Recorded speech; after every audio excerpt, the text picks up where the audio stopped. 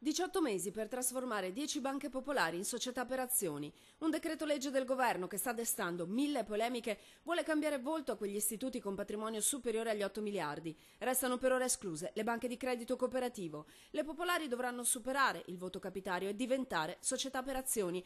Essere all'altezza delle sfide europee e mondiali, si dice in queste ore, ovvero più controllabili da Banca Italia e BCE, più scalabili dagli investitori esteri. Per Renzi un momento storico, per sindacati e alcune parti politiche, un'assurdità. Il senatore Sacconi accusa si vuole cancellare la storia positiva delle banche fondate e alimentate da una moltitudine di piccoli risparmiatori, lavoratori e operatori economici. In Veneto sono coinvolti Banco Popolare, Popolare di Vicenza e Veneto Banca. La regione è in allarme. Se richiamare investitori vuol dire aver soldi, mi si spieghi come mai le banche del territorio, le banche popolari hanno fatto aumenti di capitali in questi anni durante la crisi, che gli aumenti di capitali sono stati sottoscritti da investitori nazionali e internazionali. Per la CGA di Mestre sono gli unici istituti che nonostante il credit crunch hanno aumentato i prestiti, il più 15,4% in 3 anni. Secondo il segretario degli artigiani Bortolussi hanno continuato a fare il proprio lavoro nonostante le condizioni proibitive, riuscendo ad aiutare le famiglie in crisi, ma anche ad evitare qualche suicidio di imprenditore disperato, aggiunge Gianni Zonin, il presidente della Popolare di Vicenza.